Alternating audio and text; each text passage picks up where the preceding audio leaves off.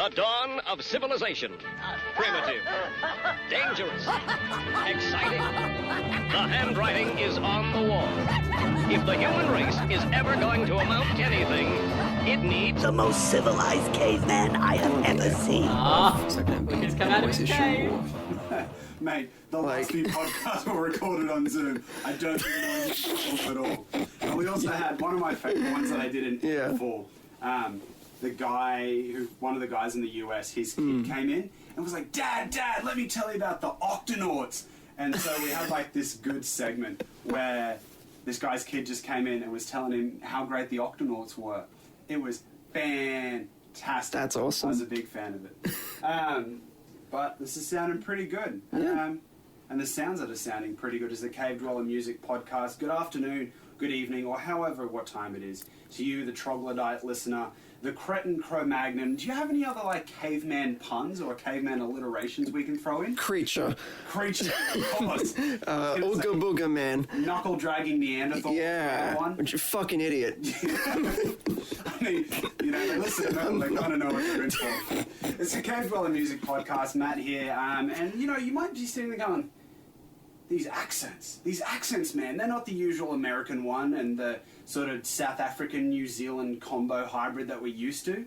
No, this is the Australian version.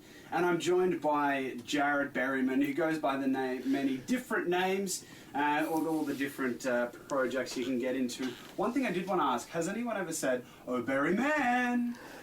No. Okay. I thought that might have been a long stretch. No, it hasn't happened. Berryman was like the go-to in school, I remember. Like, kids would try to make fun of it, but you can't really do anything with it because it's already funny. Yeah, I feel like that's the thing. If you've got a name that's already funny enough, you can't really do too much. Yeah. Like, I got Lunch, and I'm like, really? Like, that's the best you can do, Lunch? Lynch is pretty good. Yeah. Like, it's just a fun last name to have. It is a fun last name to have. Like, what are you going to do with that? Lunch, exactly, nothing. Exactly. You can't really do much else. I will say, my collaborator in Bonus Worm, his name is Sam Heyman. And so every time you see me, like, Sam, hey, man. Exactly, it works out really well. Yeah, he hates it with passion, but I love it with a passion. But I think it's one of those things, once you get to a certain enough point, you kind of just have to accept that's what people are going to do with your voice, right? Yeah. Or with your name. Name, rather, yeah. Let's go. You are number 2. Turn up number 2. Come here, you bastard. Woo! Woo! Yeah! Woo! It's still pretty quiet, but what can we do? True. So we're here to chat about a whole range of stuff. Yes. You've got several different projects lined up. You've done a bit of producing work.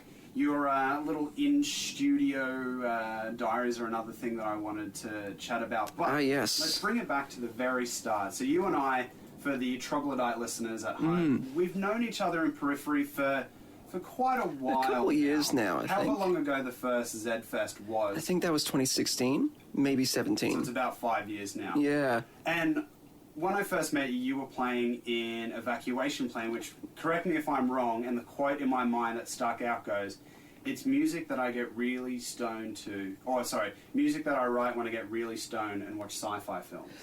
It was something like that. It was something along those I was really, really into weed back then. And I'm like, sci-fi film? And still into sci-fi films. We'd have kind of departed from anxiety issues. So, got to look after myself. But sci-fi, even more so than before. But yeah, I would like every night get high and watch like a sci-fi or a horror or like a bit of Star Trek. And then the next morning I'd wake up with like a storyline in my head. I'm like, okay, this is the next song. And how often would you do that? Like, I know that the Evacuation Plan had, I think it was like 1 or 2 releases from memory. We had 2 albums, yes. Yeah, and so I remember listening to them and they were like, the classic 10 to 15 minute songs. Yeah, first album especially was like 2 20-minute tracks. The songs are admittedly just way too long. I'm glad, it's nice to hear someone actually admit that their songs are too long. Oh, yeah. People go, no, where I needed to fit all of these parts in. This is exactly how long it needed. Yeah, no, I didn't need to play every single riff 4 times in a row. I could have probably just skipped a couple of them, honestly. And so that was Evacuation Plan, and I think around that time, or maybe even a little bit later, you went to JMC. I went to JMC as well. I went there for audio engineering. You went there for music. Yeah, music performance. How did you find, because I know a few guys that went through as well, but how did you find sort of putting a an academic spin on the music that you were writing and playing. Was that something that you'd always wanted to? Yeah, it fit really well because I was already into music theory and a very technically minded guitarist. Even though I'm not typically a technically minded guy, I was really interested in being really precise about guitar. Yeah. And even my voice to an extent, a little less so at the time. And so putting that academic spin on it just made sense because I wanted to be writing stuff that had more in common with like Tchaikovsky and Stravinsky than it did with like Metallica, for example. So yeah, just learning more about music and theory and how it works and different options. You know, I was stuck in the place where every chord progression was really diatonic except for like the flat five. And then I'd be hearing stuff from like early jazz and Motown and exploring that, and then I'd bring music that I like to some of the lecturers, and they'd explain what's going on and why that works. And so, yeah, no, the whole academic side just made it make more sense to me. Yeah, so were you always sort of approaching music from that technical standpoint, and then having that academic spin, it made it easier for you to understand it? Yeah, I wanted to understand as best as I could. I don't like doing something that I don't understand. Like if you do something, you need to know the nuts and bolts and how everything works. Yeah, like I love trying new things, but I have to like really digest it and let it gestate for it to be something that I feel comfortable doing. That's why I still pretty much always play in standard tuning on 6 and 7 string guitars, is because I don't want to learn a new one. It's kind of like a short-sighted thing, but I have a similar thing about learning another language, right? I don't know English well enough for me to feel comfortable to branch out into something else. And so from what it seems is like, you're the same with standard tuning. You need to know each sort of little niche and nugget and little alleyway within that tuning before you feel comfortable moving on to something else. That's it. And I've spent so much time like exploring it, looking for cool chords and voicings and ways to approach scales and different ways that you can incorporate patterns into scales, that it's like, I don't know, I'm kind of committed at this point. I'm kind of married to it. And to explore a different tuning, or at least different intervals, because I can tune down a whole step and that's fine, same intervals. Exploring something like open C or Celtic tuning is just, it kind of feels like cheating.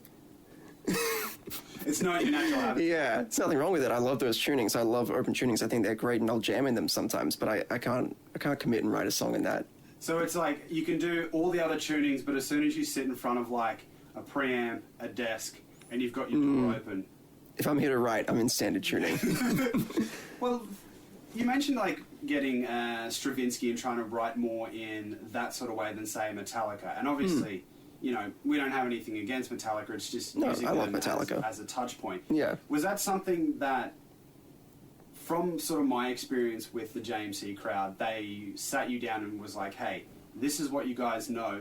Let's see how far we can branch out. Did you bring that sort of the far reaches of those branches and the leaves back to what you were writing, or were you sort of trying to marry the two almost immediately? Yeah, no, I always tried to incorporate everything that I learned about every other style of music into what I was doing, because I've never liked being in a genre.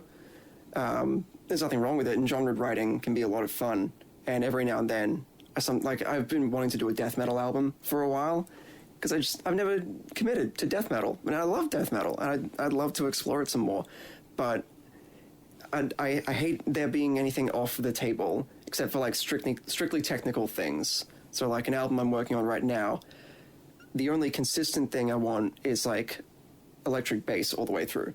I want just sort of a natural sounding bass guitar on the album with lots of electronic instrumentation.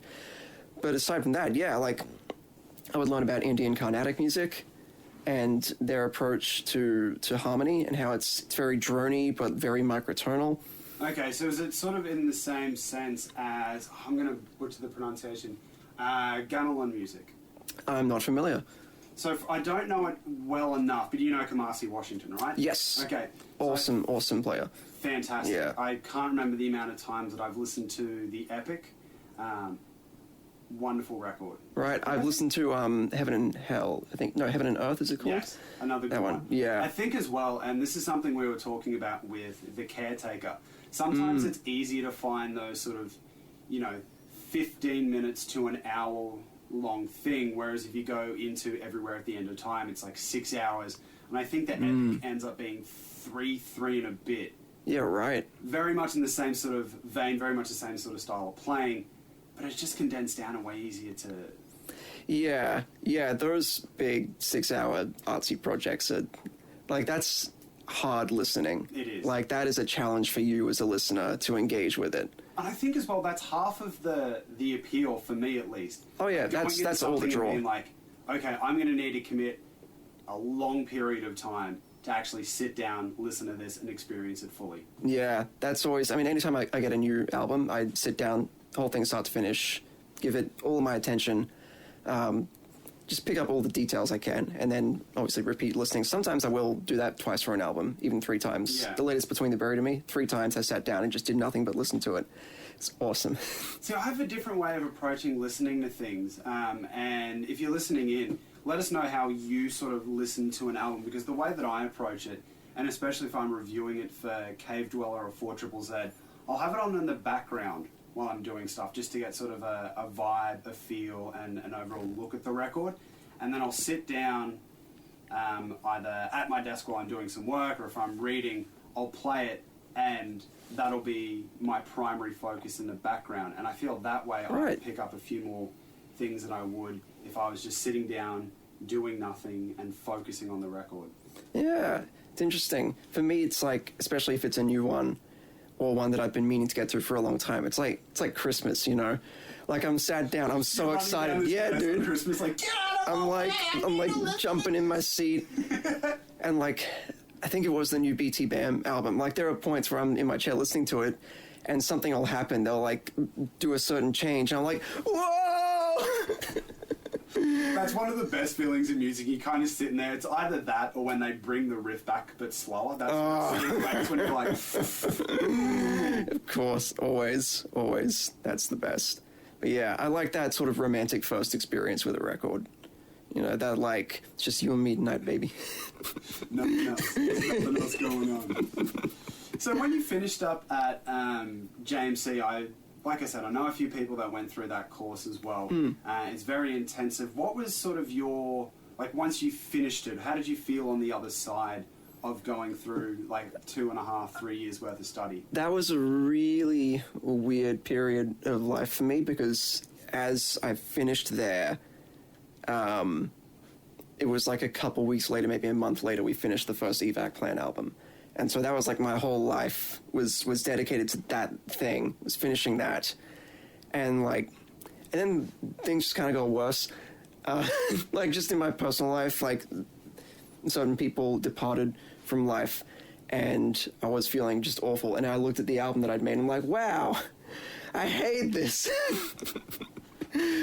And so, I don't know, for a while it was like, okay, I just gotta write new material, and it's gotta be like the best shit ever. Because I was so over like the long technical proggy song thing. You know, I've liked the album more now than I did back then, but when I got to the end of that one, I just despised it. And so I was just obsessed with writing new, more interesting material. And so I was especially interested in combining prog metal with like pop.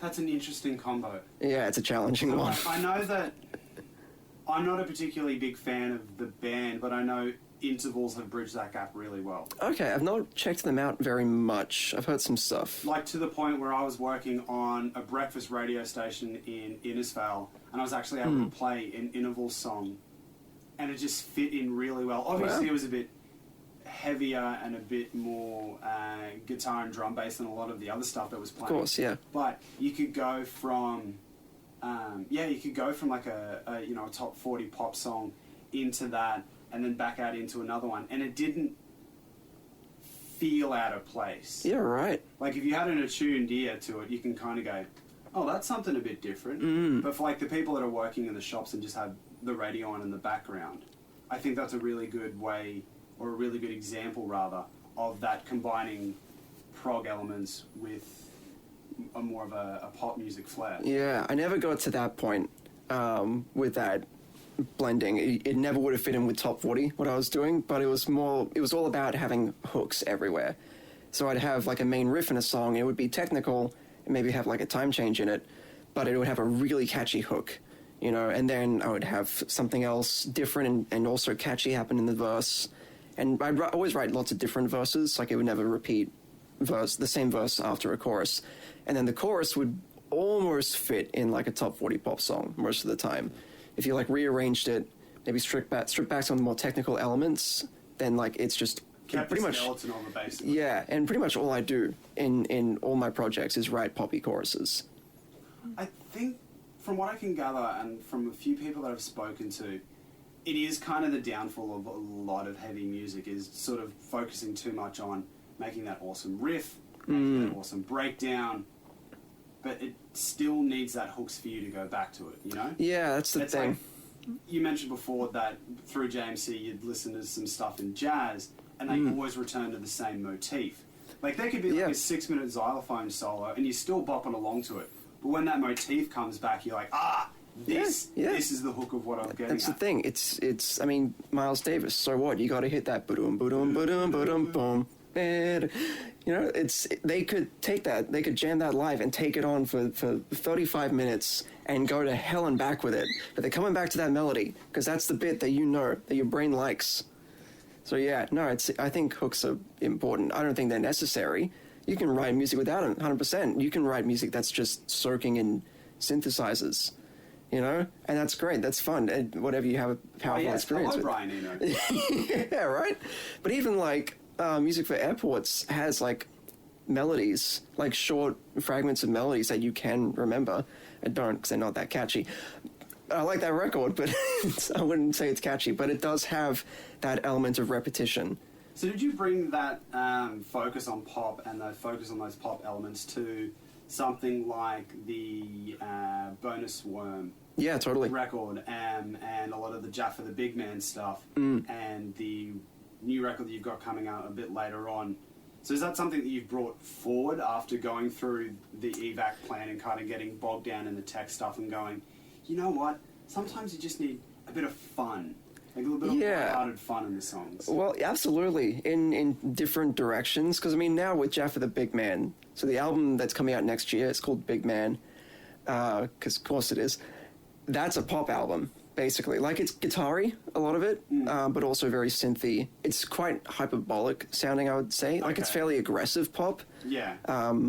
Think like... Give us a few touchstones. Like, what can we sort of reference it off? Like Andrew W.K. was a pretty big influence on it. Ray Thistlethwaite, like his solo stuff. Yeah. I interviewed Ray. Really? He's a really nice He's guy. my hero. He's a really nice dude. What was, maybe you can remember this, was it a Brisbane band, but there was like a really fast electro-funk band that he appeared on? Yes, he has You know the performed one, with Noah many times. Noah would be the one. They're Okay. not a Brisbane, but they're like a fast electro-funk band. You know, and they did the video of them like recording In the apartment session? Yeah, okay. Yep, right, that's I know. Noah. Yeah, no, I saw him play with them ages ago. I was up... Been awesome. Dude, it was amazing, but I was the worst guy there. I was up the front, right in front of the stage, on his side of the stage, screaming out like his songs, like, play Chase the Clouds! He walks up, he's like, got some fans over here. I mean, I think we've all been that guy. I remember being at, was it like a British India show when I first moved to Brisbane? Yeah, right. And I was just yelling out B cuts, like, just like really drunk off some cheap like $4 or $5 wine, just yelling out deep cuts. And you look back and you go, oh, was that guy at the gig? Yeah.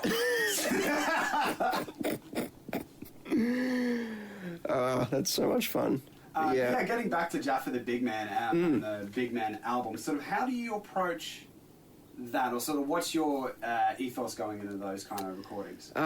So the writing sessions for that album yielded about 27 songs and ideas for songs. Ooh, tasty.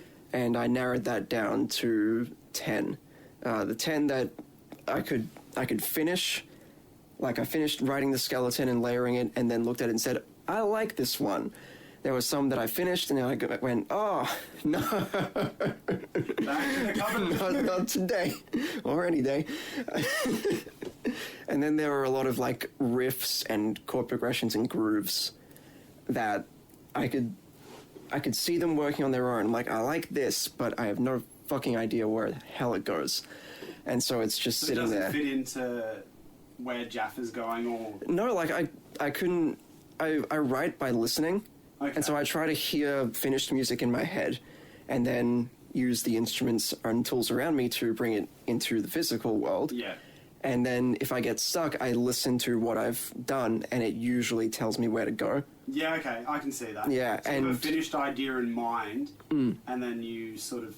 Well, it sounds like you've done the same thing as well with, like, incorporating classical music, the Indian stuff you were talking about, and jazz. You have sort of like a set parameter that you've given yourself. You know what your end goal is going to be. And so you sort of look around and go, okay, this is where I'm working within. This is what I'm going to use for it. How do I get there from there? Yeah, most of the time it's like that. On really good days, I hear very, very vivid music in my head. That, like, I can hear, okay, the guitar's doing that, and it's on, like, a B diminished thing, and then there's a synth up top, and there's a choir at back, whatever. Although sometimes, and usually more for the pop stuff, just start hammering away on a keyboard, and something happens, you know? Sometimes maybe I'll hear something very vaguely in my head and go for it, but sometimes I just pick up one of the instruments in here and see what happens. Do you put like a bottle on the floor, spin the bottle, and be like, I'm working with you today? It's like being in a like lolly shop. I kind of look around and just whichever instrument looks sexiest to me today, that's the one I pick up. What's it doing it for you today? Like, which one? I'm really. leaning towards? You probably noticed I keep looking over at my bass. You know? That bass is fantastic, and I would love to be playing it right now. Tell the caveman what bass it is. It's an Ibanez EHB 100, I think, or 1000. Yes. It's a headless Ibanez. It's like sort of a very shiny sort of teal. Aqua? Yeah. Teal. Yeah, it's a really bold color. It's really sexy. Nice rosewood fretboard. Kind of has that Warwick sort of, whatever the top bit is. You know how Warwick basses always have that really protruding section where you hook your strap up? Yeah, the horn. Yes. Yeah. Thank you. Yeah, this one, honestly, it's... The horn? Yeah, the horn. This one is honestly like a fairly phallic horn. I'm not going to dance around it. Like, it kind of looked like a cock. Yeah, look, I think everyone thinks that when they look at horns that are that... Or it even sounds like, Yeah. you know, Horn. Yeah, I mean, that's in, that episode of Futurama where the lure from Omicron Percy 8, right? He wants to... Guy 8, yeah. Percy 8, yeah. He wants to eat Fry's dick, and he's calling it the human horn. So, yeah. That said, guitars... The other good one is where Bender's antenna, when he turns into a human. Oh, yeah. My antenna! Oh, there it is. Yeah, no, straight up. But I mean, look, guitars are just cocks, right? I guess. You look at the part of your body that it like rests on and the way it protrudes out. There's no getting around the So what phallic are banjos, imagery. then? What would you say banjos are? Banjos, God, I mean, the banjo is my favorite instrument by far. I know, I've heard you It's- and our friend Mario go check Yeah. out Bush Poetry as well. Bush poetry Really fun. fucking rules. I think folk punk's the best way of describing it. I've also Yeah, known something like Mario that. for ages, so that's kind of my go-to for it. So much fun. Did you do work with that record? I produced his first one, Porter's Pub. That's right. Yeah, I wrote all the music for that one. Oh, really? Yeah. Because I remember he called me up and he's like, Matt, do you want to hear a poem? And I was like, you know, Mario, yes, I do. And he just read me out Porter's poem, and I'm like, oh, that's awesome. Yeah, that one rules, right? Yeah, I love that one. But yeah, he came in here, recorded all of them in that mic that you're speaking into right now. It's the magic mark. Yeah, dude. It's the best one. It's actually not. This one's the best one over here. Wow. But, No, it is your studio, so yeah, you get my choice. But that one, that Rode NT1, I've been through a lot with that mic. Several albums been done on that one. I have some fond memories tied to it. This one over here, though, this Aston, was it Studio or an Origin? It's one of those two. This one fucking rules. It just cuts through the mix. I like that sort of high, punchy, unnatural sound for vocals, and Yeah. this is it. But yeah, back to Porter's Pub. Yeah, Mario came in, recorded it on that mic, and he said, if you can just like write some music for all these poems, that'd be great. And I said, all right, we get to it. And so it was mostly done on my what is it, Roland FA07 back here, this keyboard. Awesome keyboard. I got it to join my dad's band. He needed a new keyboard player. Nice. I then had to learn keyboards. How did that go for you? Yeah. So, by the sounds of it, music is a large part of your family. Just me and my dad, really. Yeah. But yeah, my dad's like a pub musician. He plays in an Eagles tribute band, Nice. which I also now play in. Ah, It's good fun. fantastic. But scoring the poems was lots of fun. I got to explore some different stuff. There was a fair bit of banjo, which is always great. I love a Any bit of excuse, any excuse to pick the thing up is just I mean, if Steve Martin can start off his almost, how long's he been going for? And he started off with the banjo. yeah. I mean, that's a pretty good. He also recommendation. used to play with the Eagles. Well, there you go. It's gone Yeah. full circle. How? Really? Yeah, he used to hang out at the Troubadour with them. Okay. Yeah, that was a big deal in the early 70s. I forget, there was a singer whose name I forget, but the Eagles were her backing band. She was quite popular. I just can't remember her name. Well, there we go.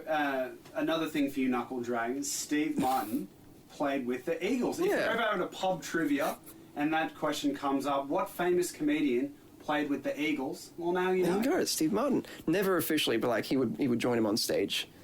But yeah, Okay, he's maybe that's not an answer to a pub trivia yeah, question. probably not, but cool to know, I guess. Yeah, it's a humble brag, Yeah, for sure. he's a very, very good banjo player. He gave Norm Pikelny the Steve Martin Award for Excellence in Bluegrass Banjo Playing a few years ago. And Norm Pikelny is probably the greatest banjo player of all time.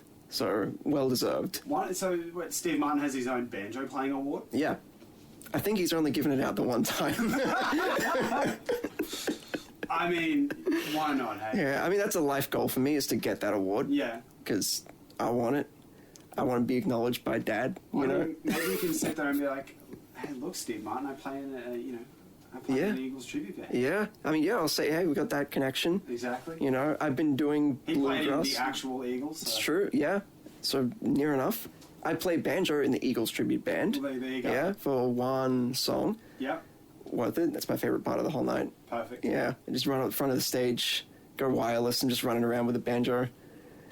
And it's funny, sometimes the sound guy, it changes all the time, the sound guy, who it is, but they don't even get the banjo up loud enough to where it's audible. But people are still, laughing and cackling because there's just some kid. The rest of the band's, guys in their 40s and 50s.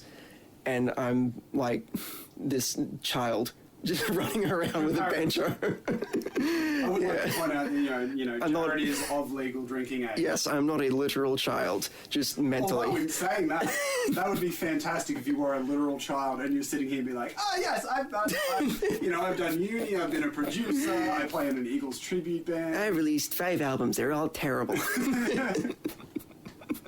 Getting back to Jaffa, one of the things that I really like about that project is the studio skits. I don't think it's fair to call them studio diaries because they're not, over half an hour, 15 minutes long. Yeah. They're always quick, punchy, 45 seconds to 2 minutes worth of stuff.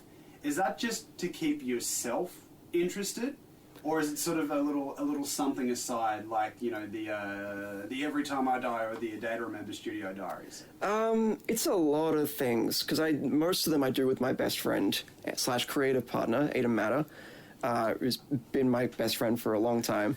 I know Aiden. Yeah. I've known him for a while. He's probably going to hate me, but I almost always refer to him as the Yu-Gi-Oh guy. Why? That's the first time I met him. Yeah. He was talking about Yu-Gi-Oh.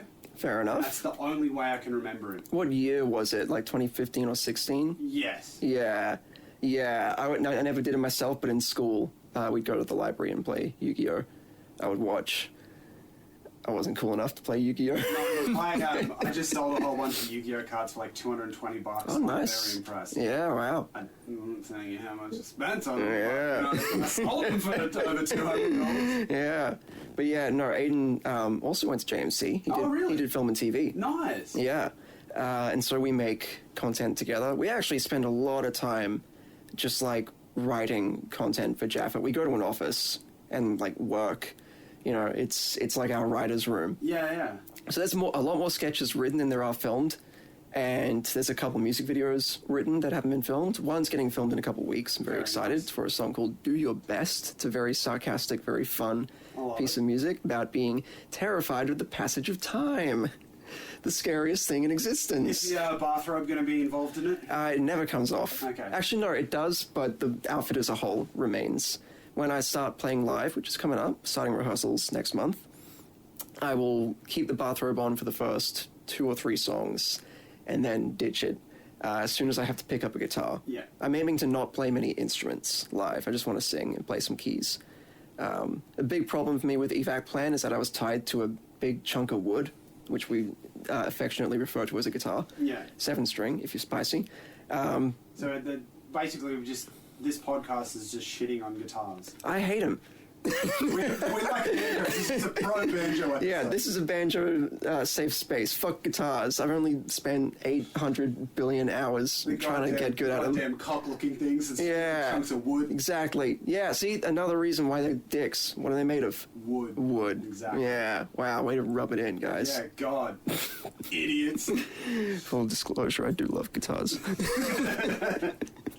But yeah, so you and Aiden do a fair bit of stuff. Yeah, with right. So yeah, the sketches. Jaffa. And Yeah. the sketches themselves, they're, like I said, they're quick, punchy, like 45 seconds to 2 minutes, I think, some of the longest ones Yeah, are. some of the ones I've done on my own are like keeping myself from going insane, basically, where like, I'm pretty sure I wrote one once about not having a sketch idea, where it's just like, it's like there's 2 of me and one's like, man, come on, we gotta film a sketch, make some content, and the other one's just listing alternative words for butthole.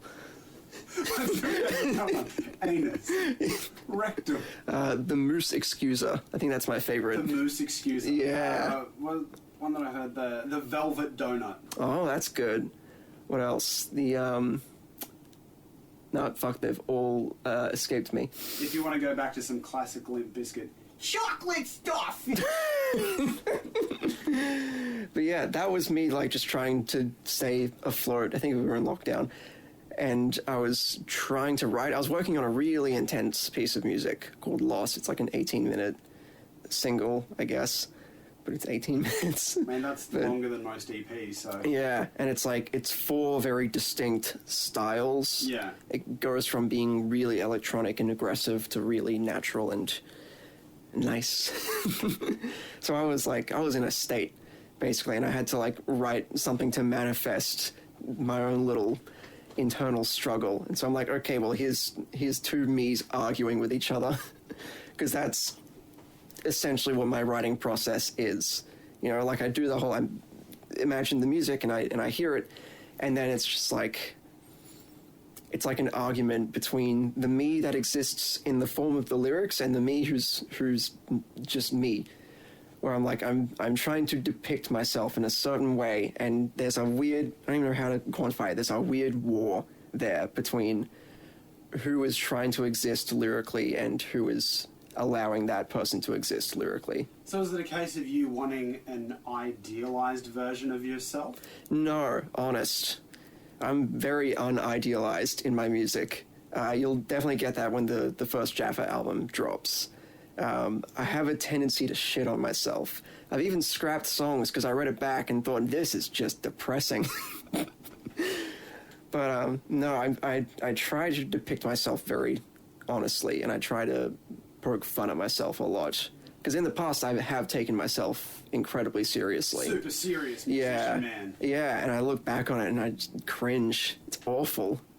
It's why most of, like, the songwriting I did in Evac Plan and what I do for Bonus Worm is just storytelling. It's just removed from myself entirely.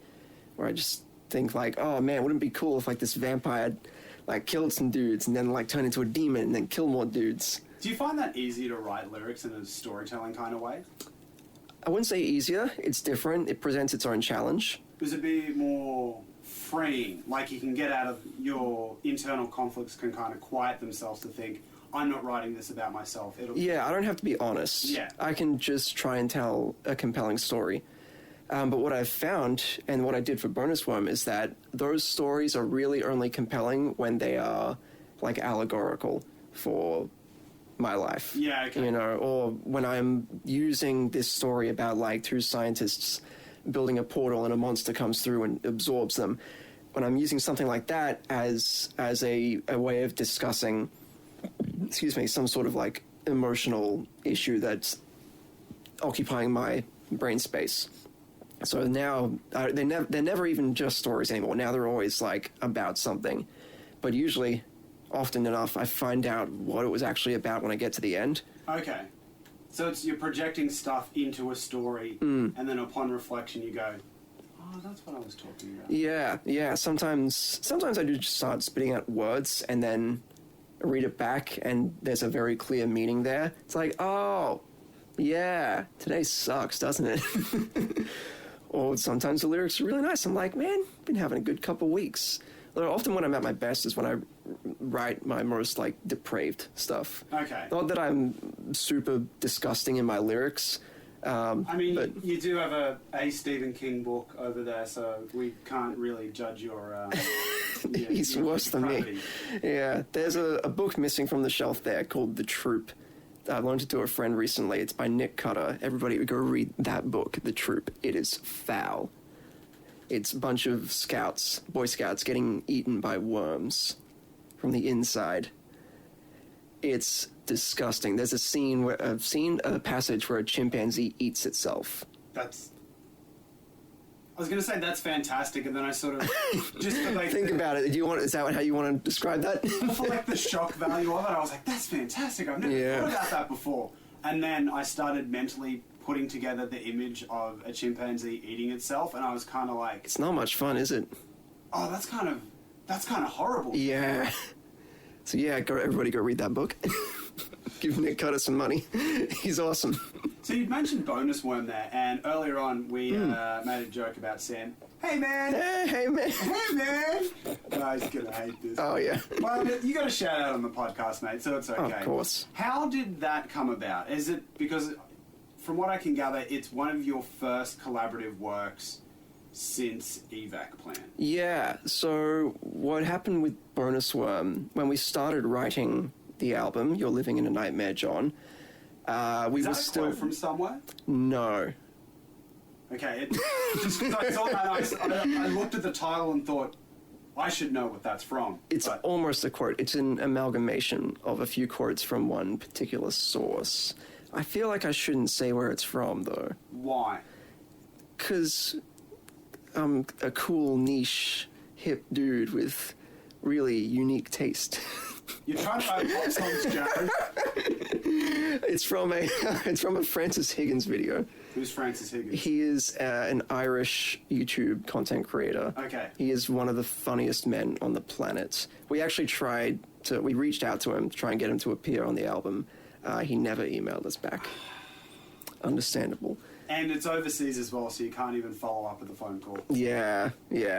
But, it was... But who knows how much that would have cost. Yeah, plus we had to find the phone number. Yeah. But yeah, it was a long shot. Maybe when we're a bit more notable, if we become more notable, that is, our music's kind of not super accessible. So talk us through Bonus One. Yeah, so we were in Evacuation Plan. Sam played keys in Evacuation Plan. And we had started writing You're Living in a Nightmare, John. That was going to be album 3.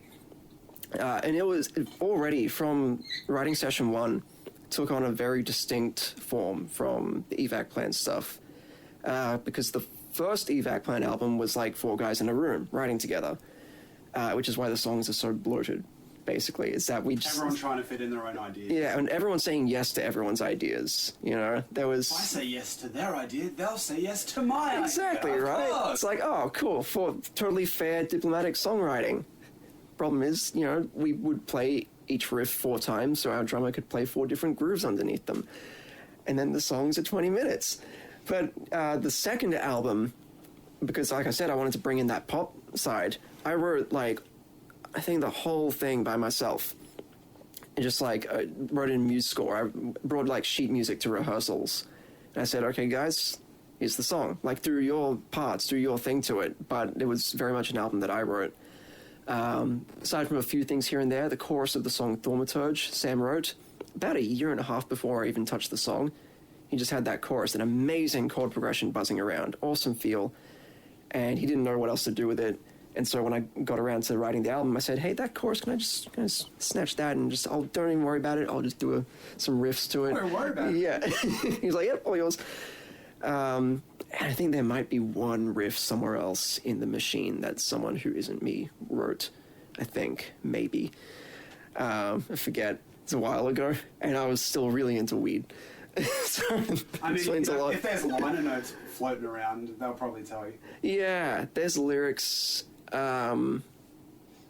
I'm not sure if there is much else. Oh, no, there's some scores, but I wrote all those. And then when we got to You're Living in a Nightmare, John, it was like right on top of lockdown. I invited Sam over to come write with me. I wanted to try something new.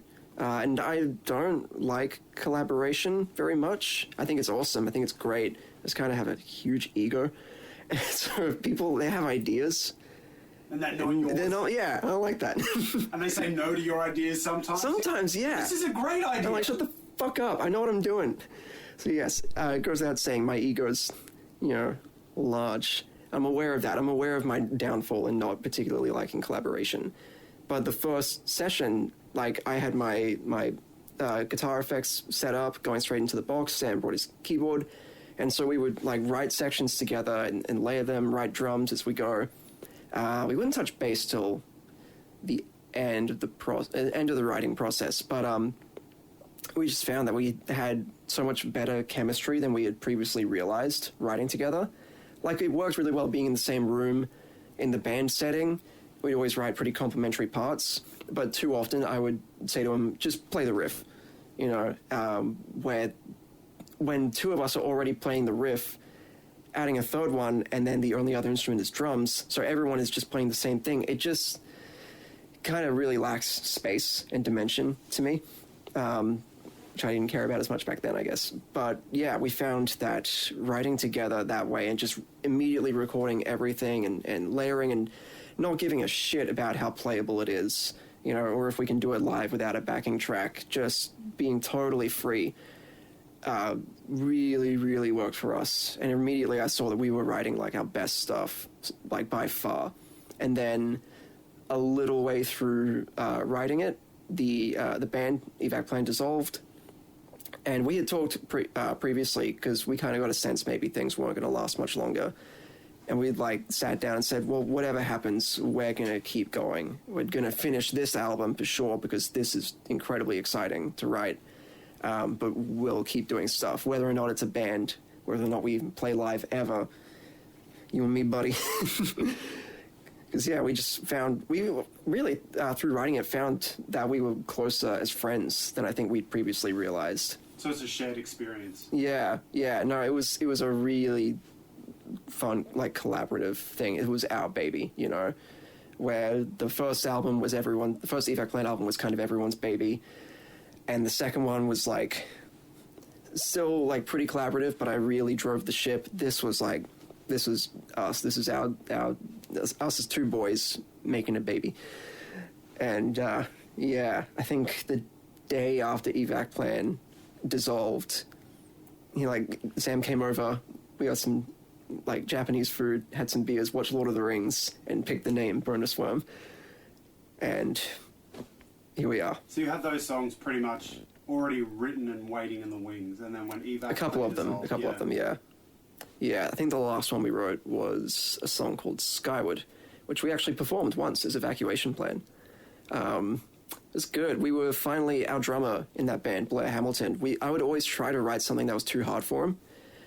Incredible drummer, really, really talented player. He could do anything. That song, Skyward, I nearly found his limit. Because I was really blasty. I'd been listening to lots of Flesh God Apocalypse. So I was just throwing blast beats everywhere. So was it the blast beats that did him in? Yeah, he's not much of a blaster. I mean, he got a lot better at it, but he's like a more polyrhythmic, like, technical, intricate groove kind of guy. Not just... Yeah, like, I think when we started the band, I could blast beat maybe even a little better than he could. That's the only thing I had, is that I could blast beat pretty well. And then, yeah, by the end of the band, he was, of course, light years ahead of me. But, yeah, I remember Sam once saying during a writing session for that song, quoting, like, paraphrasing the show Peep Show, which we quote a lot in the studio, is like, put a blast beat in the chorus, it'll freak him out. That's one of the many things we quote, like, a whole lot in our writing sessions. It's like that, Red Letter Media, Lord of the Rings, and The Lighthouse. The crappy Robert Pattinson movie? Excuse me? Yo, like, straight up. What? That movie sucked. No, that movie's fantastic. It honestly sounded like... It looked like someone watched a David Lynch movie and went, I'm going to do that. but in a crappy ratio and make it black and white. I don't think it bears any similarity to the work of David Lynch. It's a very linear film. David Lynch has no structure. I know, it's fantastic. Yeah, it's so good. I love David Lynch. But no, I think The Lighthouse rules. I think it's a very, very well-written film. I think it has a lot to say. I love the look of it, because it's not just black and white. It's a particular kind of muddy, uncomfortable, very deep gray black and white. I think the performances are phenomenal. I think the score is amazing. I have a customer friend bought me a Lighthouse poster that's framed in my room. It's like a custom fan art one. It looks fucking awesome. I fucked up, guys. Yeah. Apparently this is really good. You're not wrong for not liking it. You know, but I really, really, really love that film. That one struck a chord with me. I don't know what it was, but I don't know whether it was because I'd listened to... I think I may have gone into it with a little bit of bias, because I was listening to a few podcasts by one particular musician, Pat Kinlan, who does Drug Church, Self-Defense Family. Right. And he didn't really like it so much, so I probably went in with a little bit of bias. And I watched it with my girlfriend, and, like, she was super keen on it. Very much, right. You know, that's up her alley. And then she kind of came out of it and went, nah. No? I don't... Wow. Yeah. But I do like the meme that came out of it, like the only reason they put it in black and white is because Robert Pattinson looked like Mario. You've seen that, right? No, I haven't, but that's an interesting point. So there's either a screen cap that they've actually added colour to, or an actual on-set photo. Yeah, right. And he's like, the overalls are blue, the sweater's red. Oh. And he's wearing the red hat as well. Oh, man. That's funny. But yeah, no, I had a great... I think I saw it in theaters 2 or 3 times. Yeah. I had a great... That's right up my alley. That's sort of just weird hangout movie. Like, I'm mostly a horror guy above all other things. And going into it, I had no idea what the film was. I knew it was written and directed by Robert Eggers, who's one of my favorite new filmmakers. I loved The Witch. I thought that was an amazing film.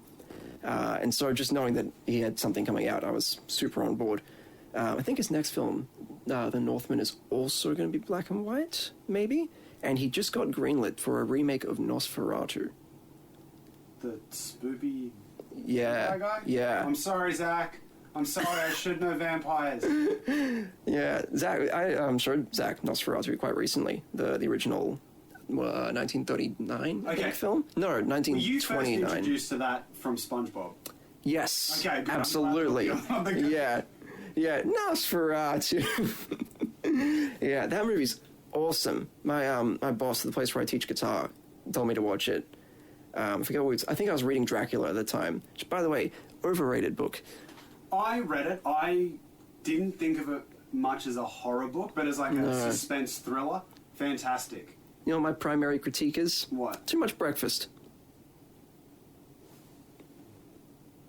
Think about all the breakfast scenes in that book. There's so much fucking breakfast. And every single breakfast scene consists of 2 things. Everybody's sitting around going, man, that Dracula, what are we going to do, guys? And Van Helsing be like, Mina, God, you're so cool.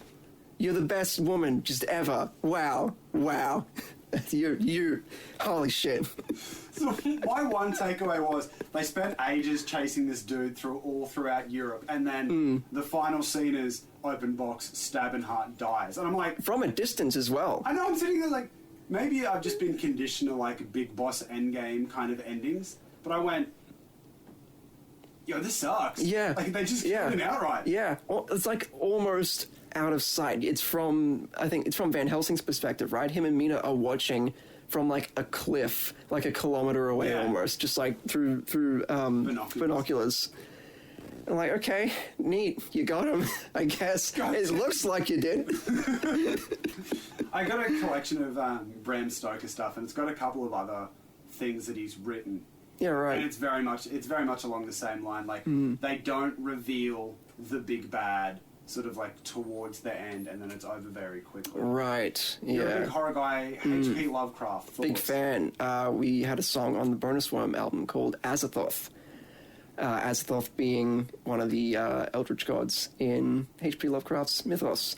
Although that piece story-wise, more so retells, with a lot of liberties, retells Call of Cthulhu. Okay. Which I read the night before we started writing it. So it's fresh in the mind. Yeah, but the reason it's called Azathoth is that when I was playing Call of Cthulhu with some friends, God, a couple of years ago now, it was a while ago. It's a great game. Amazing game, If love anyone's it. into tabletop role-playing games, we get it. We get it. You play Dungeons and Dragons. That's fine. That's It's time to okay. grow up. Look, Jared put it in not so flowery words, but look, just try another system. Yeah. Try Call of Cthulhu, super fun. Try Mutants and Masterminds, amazing, like pulpy superhero nonsense. If you're into, like, just having fun with the boys, that kind of vibe for RPGs, play some Exalted. Because that is the most fun you'll have in an RPG. I've not played it, but isn't it just super OP? And you Super can just do OP. Whatever you want. Absolutely. There were points when my character would pick up 2 guys, and they would be my weapons for that fight. You know, I'd be surrounded by, like, 8 dudes, and they're like, "We got you surrounded, there's 8 of us." I'm like, no, there's 6 of you, and 2 weapons. And just spin around, just throw people at each other. It's so much fun. That sounds fantastic. Yeah. But yeah, if anyone is listening, if you are listening and you're a fan of RPGs, please play something that isn't D&D. Yeah. This is a Cave Dweller Music public service announcement. Play something that's not D&D, please. For your health. For your health, exactly. But yeah, we were playing Call of Cthulhu, and my character saw Azathoth. And I spent 5 rounds Insane. screaming. Yeah, it was awesome. That's one of my favourite mechanics about Call of Cthulhu is the insanity. It doesn't really add anything into the actual, like, chunky mystery-solving part of it. No. But it's super fun for a role-play mechanic. Yeah, because there's lots of different ways it can manifest. And in that particular occasion, my GM's like, yeah, you just scream. You just lose your mind. And so every time it gets to my turn, I just go, ah!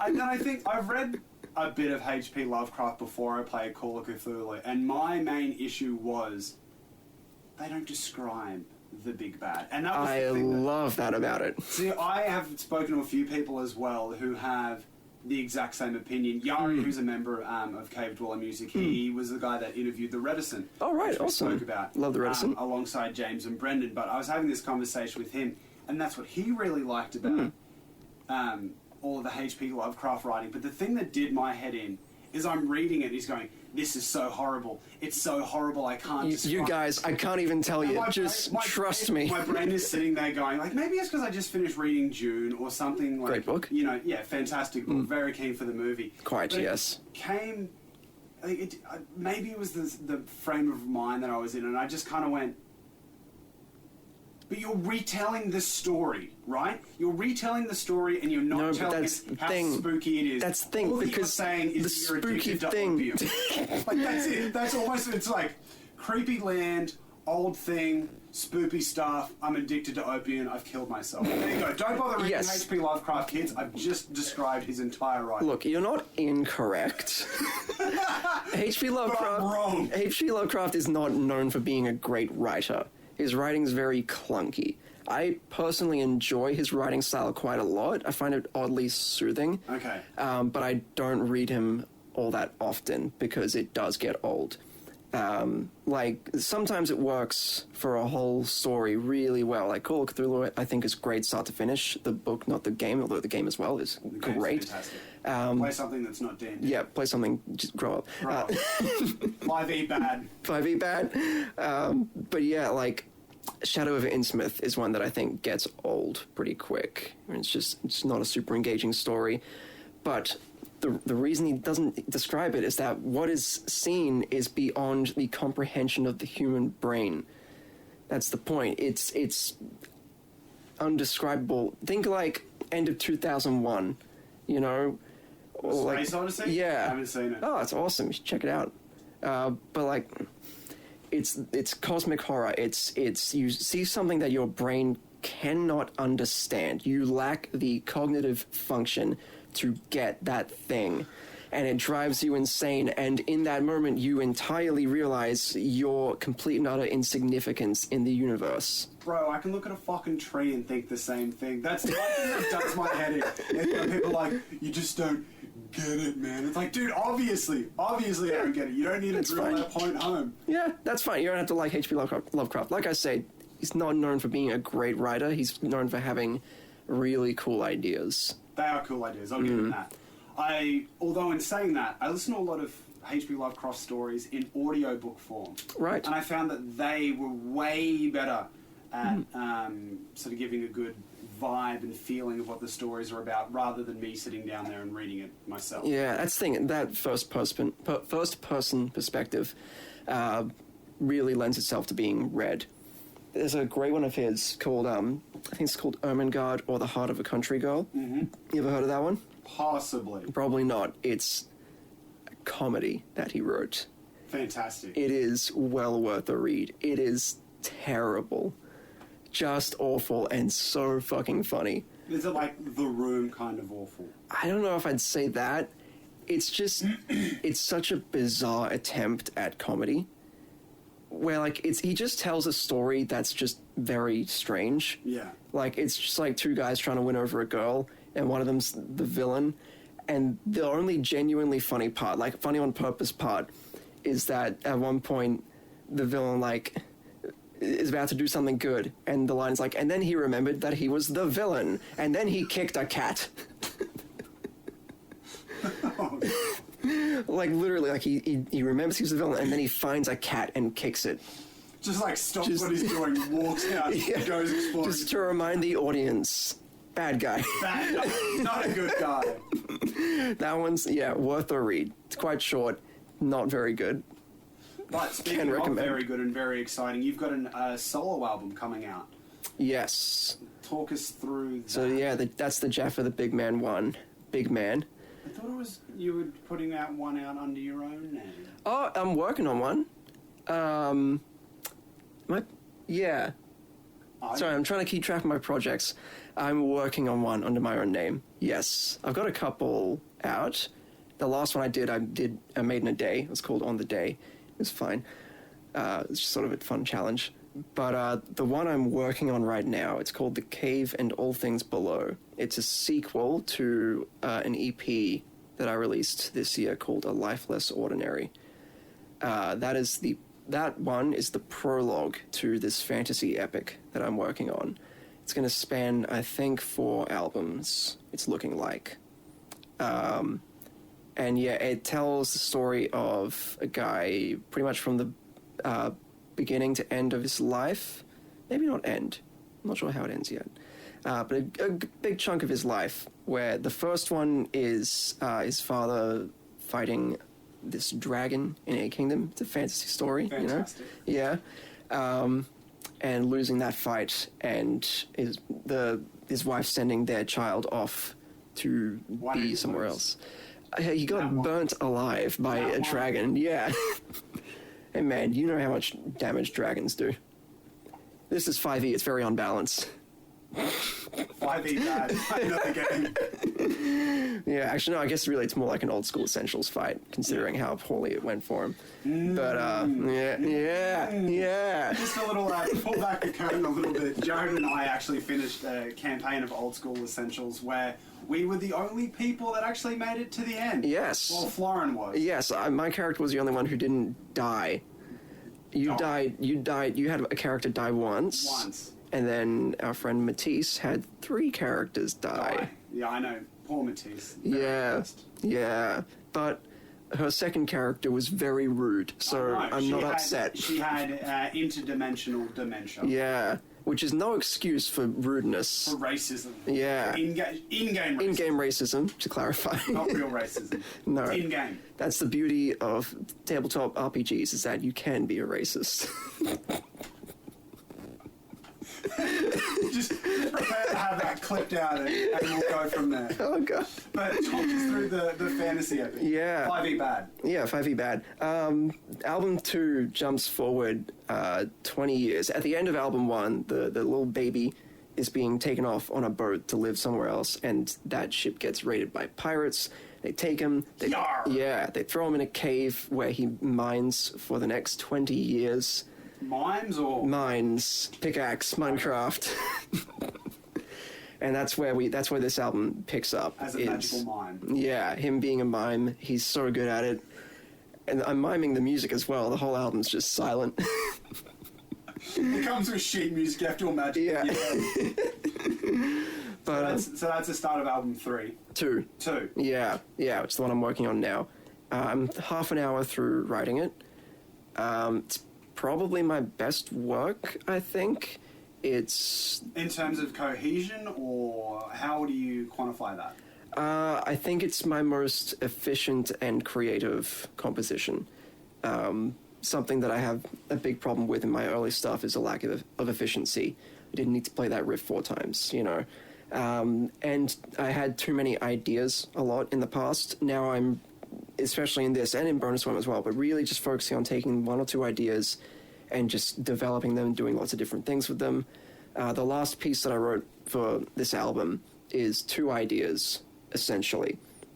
Maybe 2.5, but like 2 main themes that I string along. And so far, this album's really orchestral. I've got 2 pieces for it now that I wrote without touching a guitar. Just big for me, having been a guitarist my whole life. But you hate guitars. You love banjos. I hate guitars. They're the worst.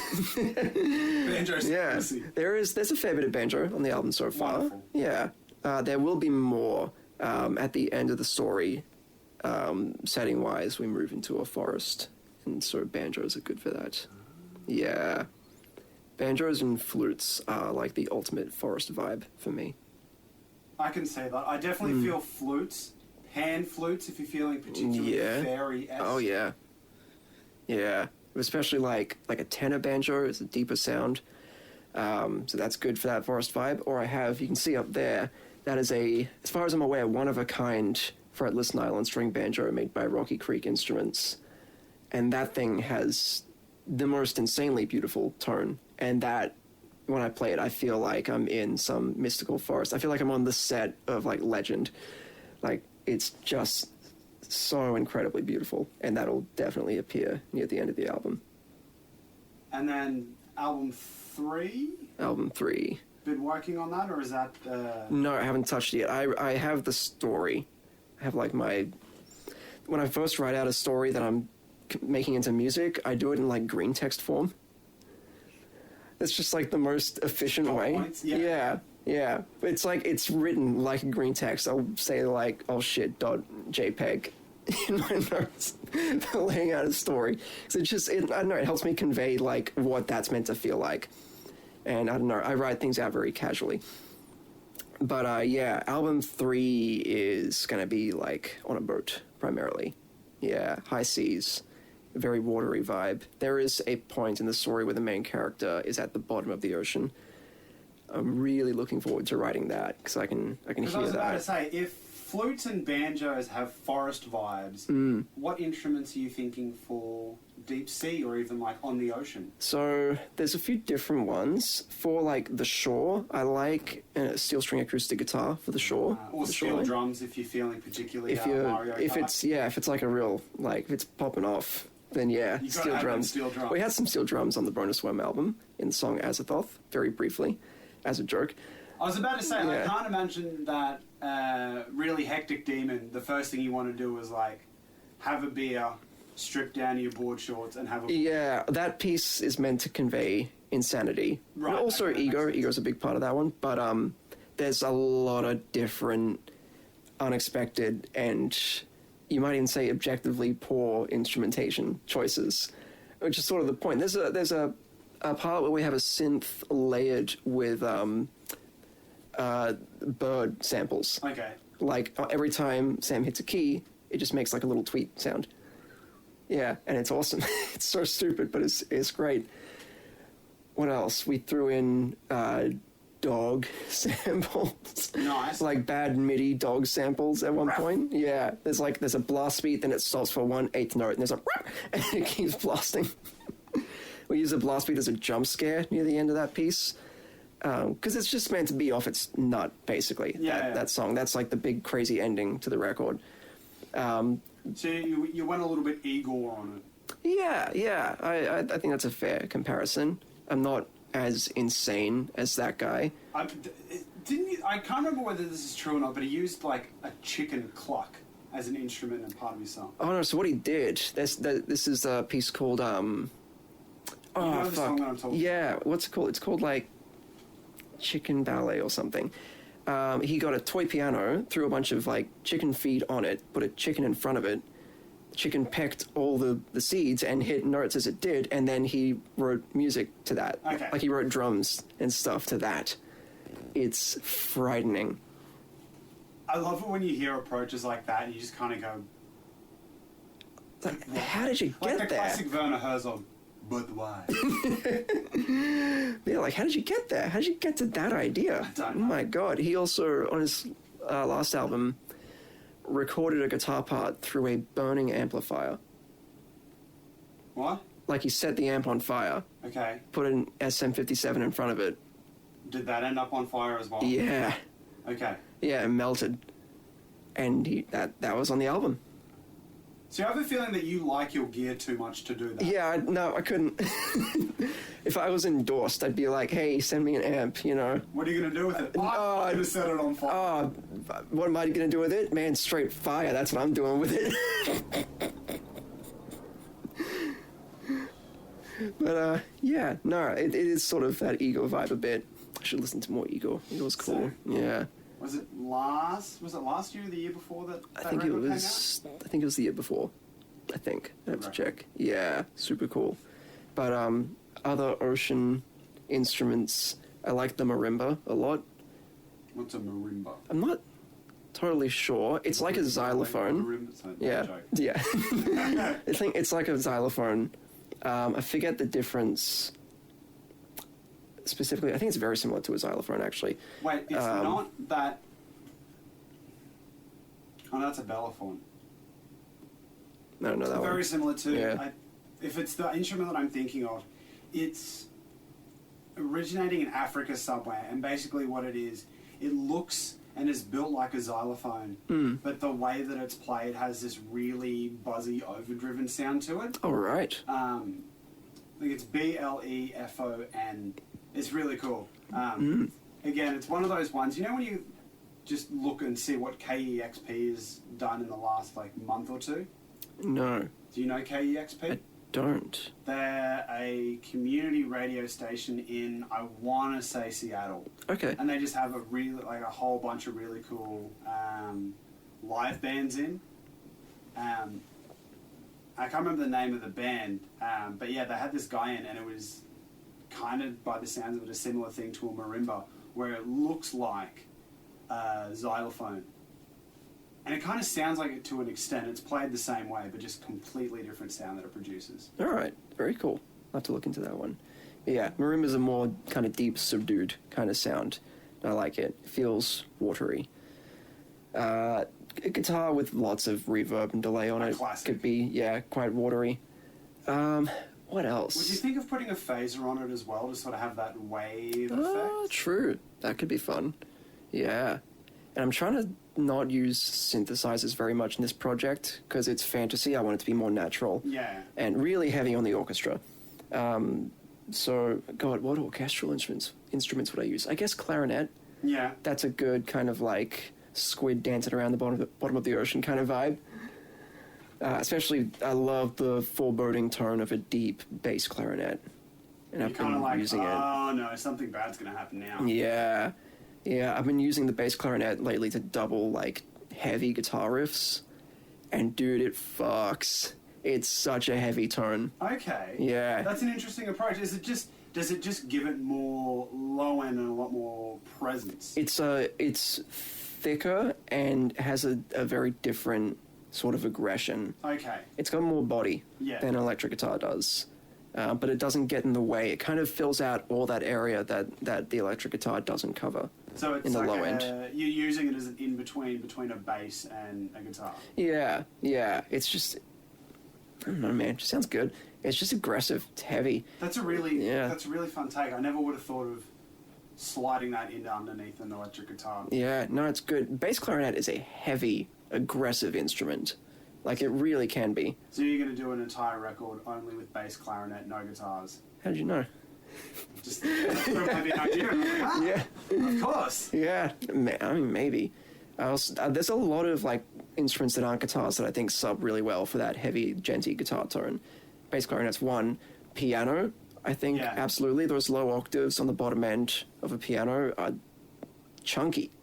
Like that Tigran Hamasyan sound, that's fucked up. That's chunky. Yeah. Yeah. Imagine if Meshuggah was on a piano. And a bass clarinet. Somebody somewhere, please do that and send it to us. Yes, I need to hear that. I don't have time to do it myself. Or I do, but I'm lazy. I know. Well, you don't have time because you've been producing. That's the thing. You've been producing Hanoi Traffic and... Yeah, Naki Soul. Yes. Still working on that one. There was another one. Let me check my notes. Georgia Kate was the other person. Yes.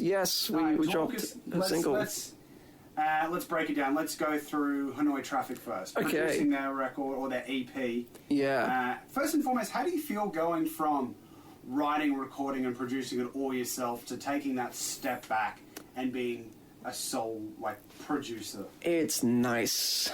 It's like less responsibility. I don't have to worry about if the song is good so much. At least not with Hanoi Traffic, the way that I work with them. I don't do much in the way of influencing how the songs sound. They come in with finished songs. And when I think something should be changed, if I say I really don't know about that part, that guitar part, that chord voicing, or going for that with the bass, whatever, I always voice that, but their songs are pretty fully formed. Very different from working with Georgia Kate, where she brings in very simple songs, and I do quite a lot to blow them up into the productions that they are. Pop production kind of thing. Yeah, absolutely. Rather than sitting back and being like a Steve Albini type. Yeah. And it's also different artists fight with you to a different extent. Okay. To where Hanoi are pretty good. It's not the songs, they don't fight with me very much because usually I don't have a lot to add. I'm like, yep, that sounds good. That sounds like a scream song. Yeah. But in the production phase, we tend to disagree. They like that really grungy, really grimy, garagey sort of sound. And I like really polished productions. I like hearing everything super clearly. I remember when I would send them the first round of mixes, one mix note they gave me was that the drums sounded too good. And then it comes back to the aesthetic thing. Right? Yeah. What was their reference tracks? I forget what specifically, but it was much grungier, more distorted drum sounds. And so we found a great midpoint. I'm really, really happy with what we got in the end. But yeah, I wanted... just that initial phase. Yeah. And so next thing I'm doing with them is a full-length album, and I'm going to do it very differently. We've been talking about, and this is my preference, but we've been talking about recording bass and drums live with no click track. That's a good vibe. I love that. Yeah, I'm hesitant, but I'm slowly being convinced. As long as they can nail it, because if that's how we're doing it, then I can't edit that. There's no grid for me to work off. No. And there's going to be bleed everywhere, so they got to really nail it, which I think they can if they practice a lot. But yeah, that'd be interesting. I'm not going to double track guitars for them on the next album. So I've decided. tracks. Yeah, because the two guitarists have very independent or very complementary parts. Yeah. And so on the first one, we did double track all the guitars, and it worked. I liked that sound. But I think album 2, I want to hear each guitar quite compressed, fully occupying each speaker. I want everything to be really jumping out. Hard pan the guitars by the sound. Yeah. That's what I want from the sound. That really aggressive, distorted drums. I'm not sure what we're going to do with the bass yet. But Isaac wanted distortion on all of the screams on the first album, on the first EP. And I wouldn't have done it myself, but I did quite like the sound. I think it worked really well for his scream style. I think in some cases, when it does that classic thing where you're screaming and it's distorted because it's clipping, Yeah. I really like that style. That sounds awesome. Putting distortion on top of screams? I liked it. I think it worked really well. I purposefully used like a less good distortion plugin, and that seemed to get the vibe. But that was good. That whole production was a lot of fun. It was all just us guys hanging out in the studio here, having fun recording stuff. You know, everyone was very open to each other's ideas and suggestions. We were very collaborative on all the tones. You know, like we sat down, took a whole day just to get guitar tones, and that was a lot of fun. And we pulled tones that we were all exceedingly happy with. But yeah, they were easy to work with. Nobody took a frustrating amount of takes to get parts, which is nice. There was one song with one guitar part, a song called There's No Money in Math Rock, that main tapping motif. Yeah. That one took a little while because it's tough. But no, they were fun. Nathan, the bass player, he came in, we did all the bass in one day. Classic bass player. He hadn't written any of it. We wrote it all together. I played a couple parts myself on that one. I wrote a tapping part for that same song, There's No Money in Math Rock, because it's a tappy song. The working title was Tappy Time. I actually have to stop myself from saying Tappy Time every time I mention the song. They're all still the working titles to me. I don't know if that'll ever change. But yeah, that was good fun. That was probably my favorite day of production, was doing the bass. It's great. It's a great vibe. And the other guys that you've been doing a bit of production work for, you said Georgia Kate sort of brings in the skeletons of the songs. Yeah, usually it's like pump it up. Voice and piano or voice and ukulele, and she doesn't fight with me very much at all. You know, she gives me all the freedom in the world to do whatever I want. So usually, she kind of like drops it off to you in a basket and goes, "I trust you." Yeah, which is awesome, because I get the vibe of the song straight away. I can always hear what she's going for. And so we just sit here in the studio. I produce her in Ableton, where I do Hanoi in Pro Tools. It's just like an intuitive thing. Like to me, certain things are just either Ableton projects or Pro Tools projects. Okay. I guess if you're doing a lot more sequencing and stuff, Ableton would be the way to go. Yeah. Anything more synth heavy, anything where I want electronic drums, Ableton. But yeah, we sit down here and we listen to the song. Usually I've already heard it a couple times before we get into the studio, but we listen again and I say, okay, here's what I'm going for. And I'll say something fairly abstract. But for the single Vampire that we just put out, I said, I'm picturing this song being played by a bunch of Vikings on a cloud. Like I'm on a Marth kind of Vikings, or? More traditional looking Vikings. I'm gonna mark kind of that romanticized He-Man sort of Viking. I don't know, I'm not super well versed on Viking lore. I'm like, I basically know, like, I watched the first, 2 seasons of Vikings, read horrible histories, and that's basically the extent of what Yeah, I haven't even done that. But I don't know, they're cool. I like Almond and Marth. And George's sister, Sophie, is in the band Valhalla, which is sort of a Viking-themed folk metal band. Those guys are really cool. Yeah, all great people. The last Evac Plan show, we played with them. Yeah. Really? Yeah. Well, there you go, it all ties back in. Yeah, it's all connected, right? But, dude. Oh, dude, I feel so connected right now. So connected. Oh, dude. But yeah, I just started going for it. She said, okay, I think I know what you mean. And I just started going for it, started laying down stuff, got the chorus down. And then once I had like a decent picture of that, of Vikings on a cloud, she's like, oh, right, yeah, Vikings on a cloud. Gotcha. Still what that song sounds like to me, that production. I'm very, very proud of that one. And then I would get her to do a scratch vocal, continue working around it, sort of do like a pre-mix, see how it's going to work and what needs to change and if it's balanced and do I need to double track that, do I need to change that synth, whatever. Is this drum the right one? And then once I'd done some work alone on it, get her back and record the vocals. And that's fun because it's real pop vocal production. I'll get her to do 7 very distinct takes of every line. And then just layers. Yeah. Oh, yeah. Harmonies was a lot of fun.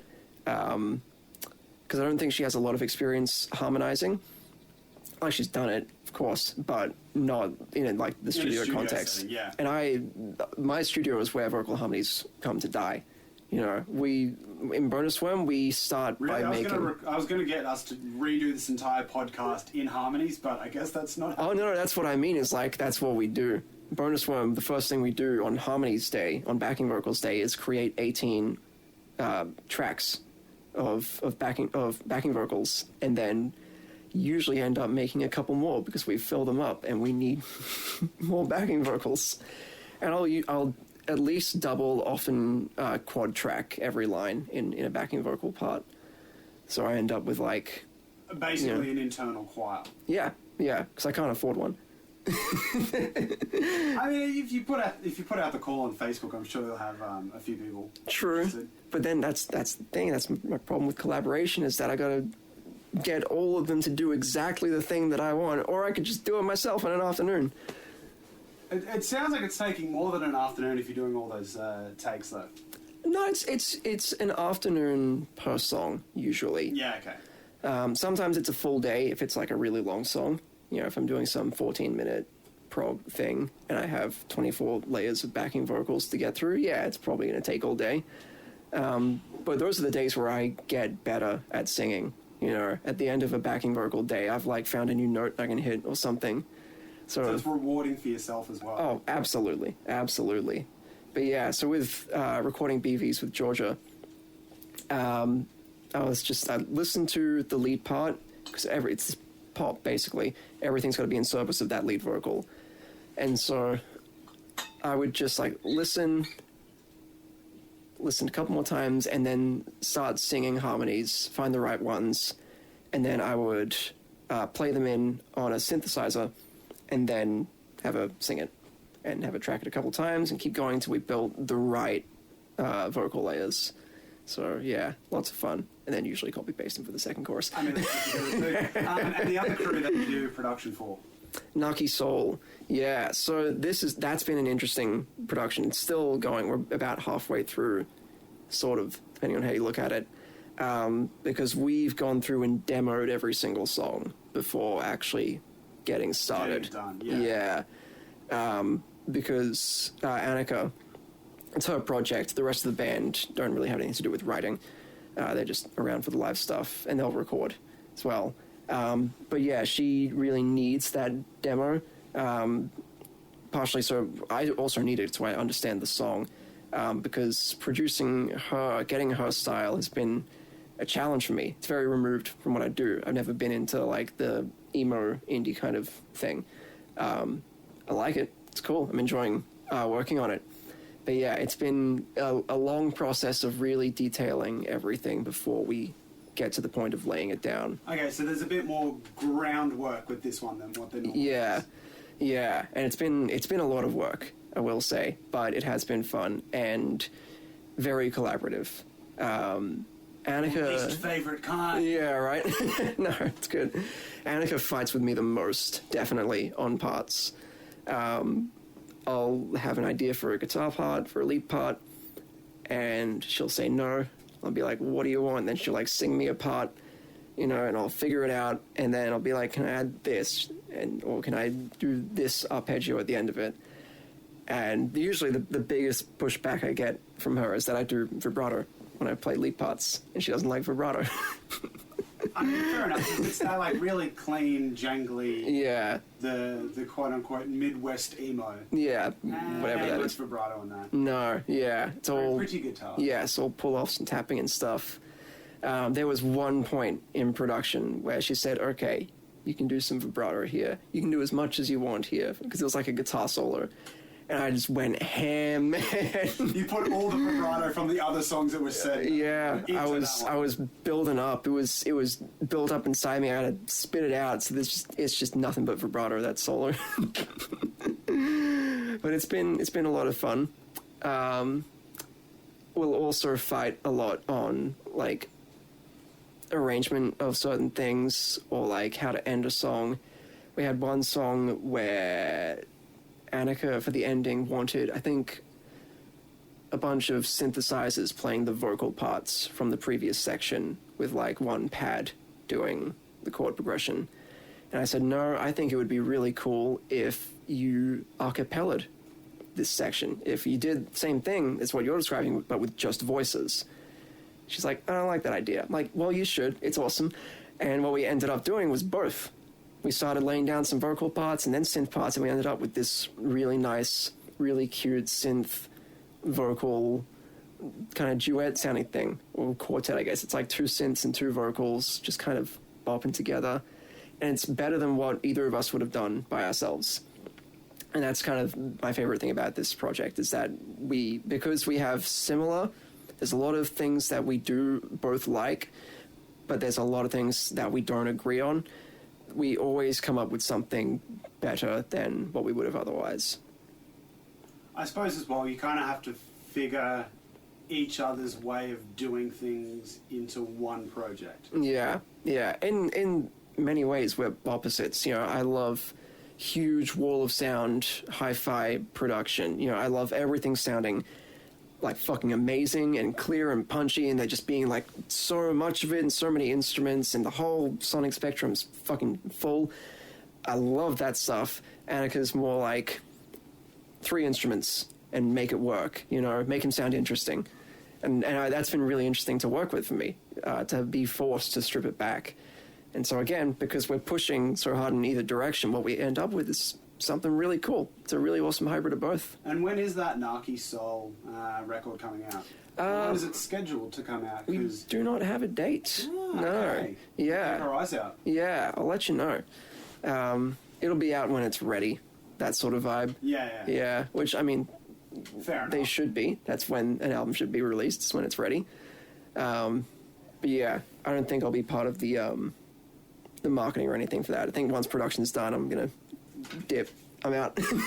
Did my job.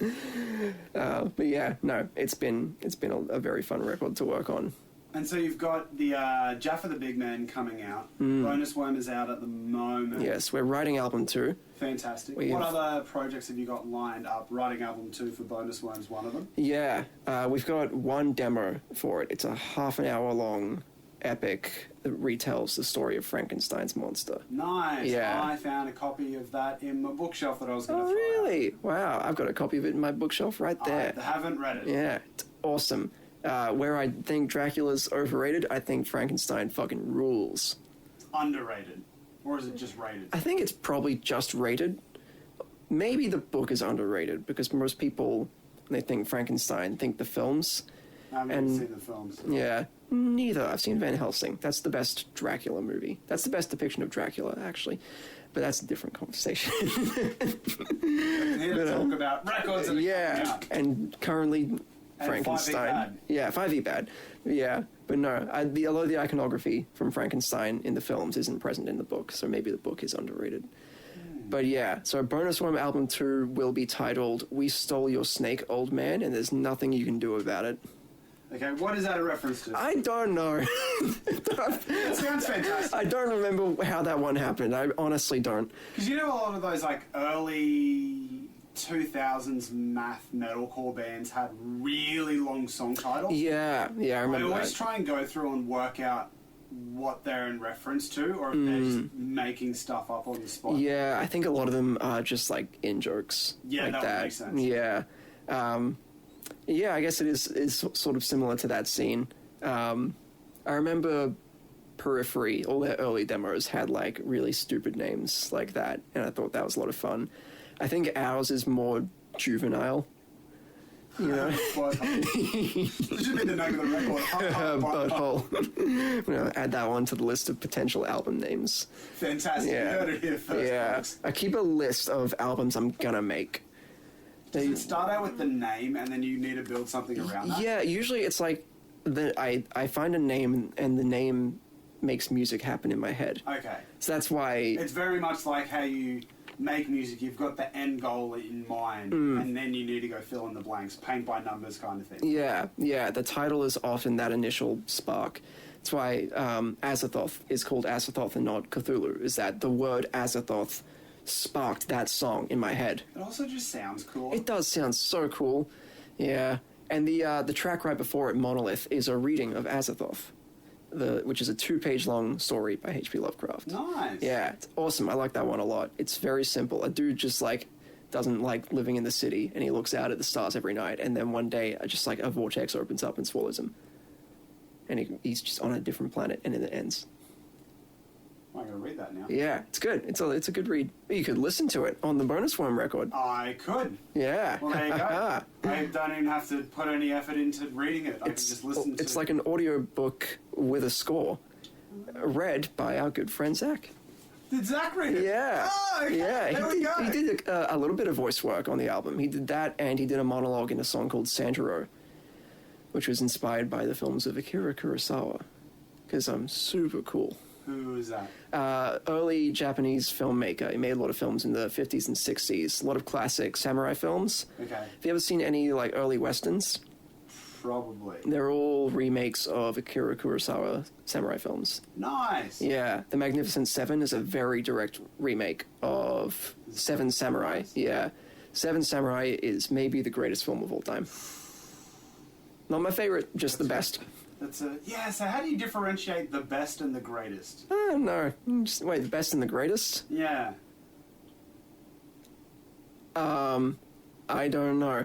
I mean more like what I think is like an amazing film and So, what like, I like. Yeah. Okay. Yeah, like Seven Samurai is such a perfectly crafted film. It's paced really well. All the characters are well written and distinct, and it kind of outlined a lot of what would be done in cinema after it came out. It's a very influential film. Forget it was like Scorsese or Spielberg or someone like that once said Kurosawa is the Beethoven of filmmaking. You know, he outlines those early principles that are just still present today. Okay. The only... It's so fucking dorky, but the only, like, Japanese movies that I watch is all the fucking Toho Godzilla movies. Oh, I've been meaning to get into them. Dude, watching men in rubber suits, like, go... Something explodes. Fantastic. And if you ever get the chance, I think it's Tetsuya. Oh, I can't remember who did it. I think it's Tetsuya the Iron Man. Right. If you like horror movies, a really good bit of body horror. It's Ooh, about I a do guy love body horror. that starts turning into a machine, and he has a drill penis. Holy shit. I think I watched it on YouTube. I gotta see that. It is Yeah. wonderful. Like, you know how Videodrome has that really sort of shock horror? I've actually not got around to Videodrome yet. I know. Oh, you'd be all over that. I know. I've seen most of Cronenberg's stuff. I haven't seen that one yet. It's very good. Yeah, I've seen Naked Lunch. That's a fucking weird one. Is that as weird as Crash? No. Crash is kind of in its own place. It's $5 you ever made that though. Oh yeah. Tell the Cro-Magnons listening Well- how that came about. Well, Crash is a film by David Cronenberg about people who are sexually aroused by car crashes. It is one of my favorite films I've ever seen. I think it's fucking phenomenal. It's definitely not for everyone. When I first watched it with Aiden, like a year ago, one of the first things we said after watching it is like, that's 2 hours of people walking out of the theater. Because it's uncomfortable. It's a very uncomfortable film. There's a lot of sex, and none of it's sexy. And some really fucking weird shit happens, man. But anyway, me and my buddy Aiden, best friend, creative partner, we were with a couple friends of ours, one of whom was his girlfriend, and we were talking about Crash. This is the night after we'd seen it for the first time. And we're like, guys, holy shit, this movie Crash. And we explained the premise, and they're like, oh, so it's Fast and the Furious. It's not a far leap to make. If you've seen both films, if you've seen a Fast and Furious film and Crash, it's a pretty broad leap, I would say. But not having seen it and just sex and cars, people automatically go. Yeah. Yeah, it's got something to do with Vin Diesel. Fair enough. Maybe Jason Statham. Yeah. But no, they are a far cry from each other. And they kept going on about this because it clearly annoyed us that they kept saying it, myself in particular. I got very passionate. And it got to the point where I said, okay, $100. We go watch Crash right now. If you still think it's like Fast and Furious after watching it, I'll pay up. If not, you pay up. and they slowly worked us down to $5. Like at first, like, yeah, $100, sure, let's do it. They're like, can make it $50. I'm like, why? You're not confident? I'm fucking confident. And seeing your confidence, they kind of go, maybe not, eh? Yeah, I was hyper confident. But they worked us down to $5, and we're like, okay, fuck it. And we went back to Aiden's place, and we watched Crash. We got his brother to come in and watch it with us. And we didn't tell him what the bet was. We're like, hey, man, we just need your opinion. We need to ask you one question about this film when it's over. And that's all. And then I think halfway through, he asked what the question was. I think the bet had come up. And we're like, and we explained, and he's like, oh, right, okay. And then the film ends, and he goes, nah, man. Nah, it's not fucking Fast and Furious. And we each made $5 by watching Crash. What did you spend the $5 on? I don't know. It may still be in my wallet. I don't use cash very much. Yeah, I was having this trouble the other day where I was at the markets and I wanted to buy something and they're like, it's cash only. I kind of just went, I know I carry cash sometimes, but it's a rarity. Yeah. Yeah, there's been like $25 in my wallet for like a year or more. Because it's just, I don't know, in no situation am I like, oh, hold on, let me pay for this with cash. That'll be convenient. I mean, the only convenience it has is saving up your change in a little bucket and at the end of the year. It's true, I should get a little piggy bank. Yeah. I've got like an old, you know those Corinthian biscuits? Those Italian wafer ones that are like yay long. Oh, yeah. All through? Yeah. I got one of them, and that's like my piggy bank.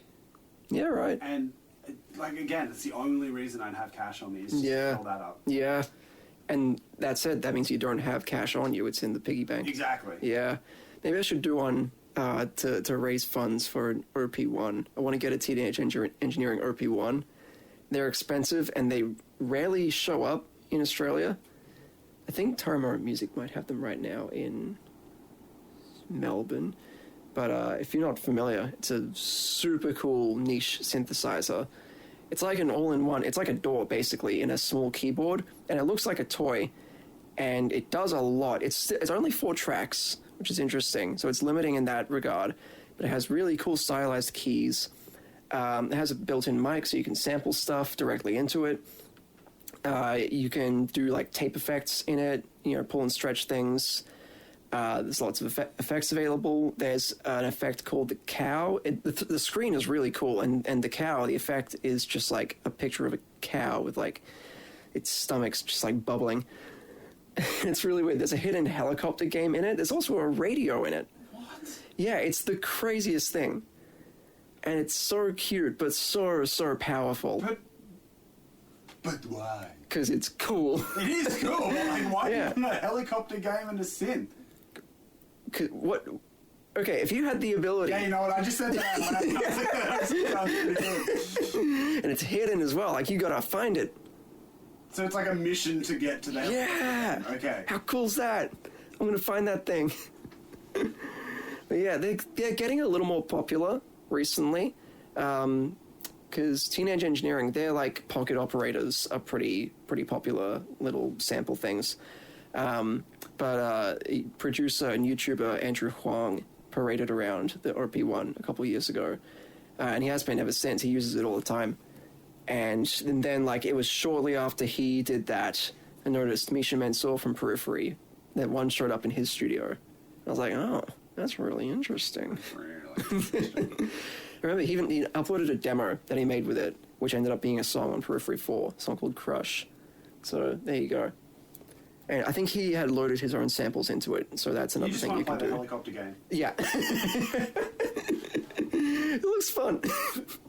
I play like one video game a year, so that would be my quota. Yeah. One thing we like to do is go through like a whole bunch of really basic questions. Right? Okay. I'm a pretty basic guy. Wow, you apparently are not. You want to play a helicopter game on a really niche synthesizer. I don't think that's very far from it. First one, Gateway album. First record that got you into music. The first one where you sort of went, this is more than stuff that plays on the radio. Anthology by the Ramones. Nice. So, yeah, 2-disc. That is the reason that I do what I do, that album. I heard it and I went, Oh, I want to make songs. Guitars sound cool. Guitars do not sound cool. Fuck guitars. You're a banjo pro episode. Banjo. But yeah, that would be the one that really kicked it off. And does it go back to the thing that you were saying with Naki Soul, where they have basically 3 instruments and go, where the Ramones are like, 2 minutes, go, make a good song? Yeah. I think the famous quote is that their shows, they would play like 15 songs in 14 minutes, something like that. But yeah, their style was, in the early days, very much just go fast, do it, song, make it happen. Is it over? Good. Yeah, Next song. cool. And then I think they worked with Phil Spector in their later career. I actually really like some of the material they did with them. It's not really the Ramones anymore at that point. No. It's, lots of synths and extra instrumentation and I guess some slightly more intricate hooks.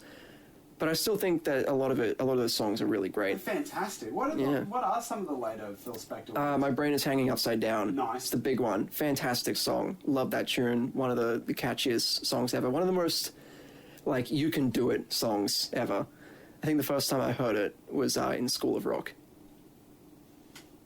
When in School of Rock? That is, it's the montage of Jack Black teaching the kids about rock and roll.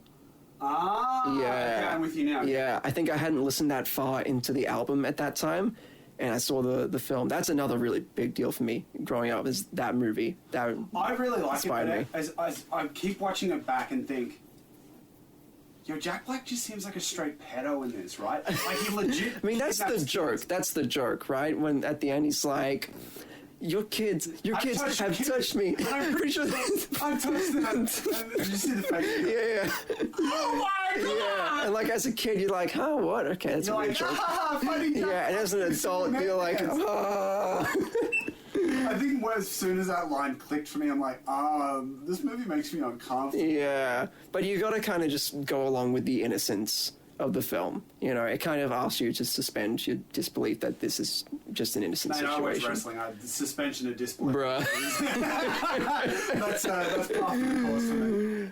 Yeah, wrestling is maybe the most, WWE is maybe the most well-written show on TV. The fact that it's been going since the 30s. Yeah. And people still reference stuff that goes from the 30s. That's 90 years of TV. Yeah, Jesus. But yeah, it's not good writing. It's just the best writing. Yeah. Alright, so the Ramones anthology was what got you into music. If you were going to be on a lineup, if either Jaffa the Big Man or Bonus Worm or... Both. if you could play 2 separate sets with both your bands. Oh, and Jared Berriman, And the real Jared me. Berriman, okay. Yeah. So if you were able to play a 3-set show with, let's say, 3 other bands, who are going to be joining you on that lineup? 3 other bands. I'd like to keep it eclectic, and I'd like it to be ones that. The Wiggles. Bruh, I don't think I could. That'd be so much fun. Here's the thing. I don't think I could stand in that shadow. I think I would be embarrassed to go on before or after. They'd have to be the headliner, right? Yeah, there's no way otherwise that I would agree to do Did you that. see that they were doing an 18s plus tour? Oh, really? I think they either did or they have, and Mario went to it. Right. Because of course Yeah, of course he would, yeah. And he said it was so much fun. Hell yeah. God, that would Can be. you imagine a room full of people just pissed as fuck going, Oh, yeah, that's where I want to be. Okay, so But yeah, serious time. Okay, I think I would pick 3 artists that cover 3 really important, for me, parts of So my it'd be more taste. of a festival rather than a Yeah. small festival rather than a solo show. So, and it's also going to be based on who I'd like to be playing with right now. The first one that comes to mind is Carly Rae Jepsen. Oh, someone knows Anthony Fantano. I'm not a big Fantano guy. Yeah. That's just always the meme. Everyone, if it's a serious music man and like Carly Rae Jepsen. That's fair, yeah. No, Sam from Bonus Worm told me about her album Emotion years ago, and I didn't get around to it till quite recently. It's so good. Yeah, one of the best albums I've ever heard in my entire life. deathly obsessed with Charlie XCX for a similar reason. Like, All right. It's such well-written, super fun pop music. Yeah. Carly Rae Jepsen is like my gold standard of pop music. Just unfortunate that she's not bigger, you know? Like, none of her stuff has done near as well as I think it deserves to have. Yeah. But I think Which she is will... it's an interesting catch-22 when you talk about pop music, be like, this pop artist should be bigger. Mm. It's like, yeah, they're playing sold-out stadiums, though. Yeah, like, she's big, but she's not, like... She's Like a not Taylor like... Swift, Yeah, though. she's not like Taylor Swift or Bruno Mars. Bruno deserves to be there. He's an incredibly talented musician. He is. The record he did with Anderson .Paak, fantastic. I haven't... That's the only thing I've listened to the last 2 days. Literally, 3 days, like, yeah. Up until then, I was like, he just seems like a guy that your mum puts on when she wants to listen to fun music, you know?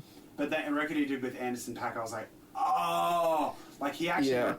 He got them chops, though. Yeah, that is some really, like, S-tier songwriting on that record. I'm totally in love with it. It's, like, maybe my favorite that's come out this year.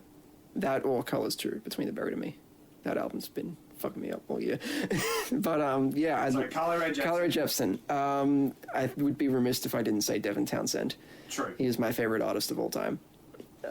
Yeah, I got the Order of Magnitude Blu-ray sitting there.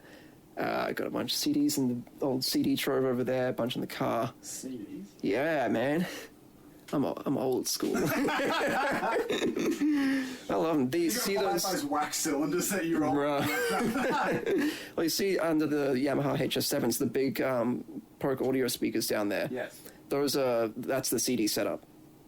Yeah, and so I took one of the beanbags out, but what I do when I get the time, is just CD in the player, very loud, sit in the beanbag, knock back a couple beers, and that's Heaven. That's ecstasy, man. That's, heaven. It's where I want to be all the time. I want to live inside those albums. And, like, Devin Townsend, like his last one, Empath, I, like, fixed my life when I heard that album. I was in, like, a rough spot. I wasn't treating myself very well. And then I heard him, like, fuck, man. Started eating better, went back to the gym, started, like, moisturizing. Like, to that Serious degree. stuff? Yeah, I cleaned my room and threw out my bong. That's what that album did to me. Just out the window? Yeah, I just chucked it. I think one of the neighbors picked it up. Fine, it was a game. Yeah. No, it was glossy.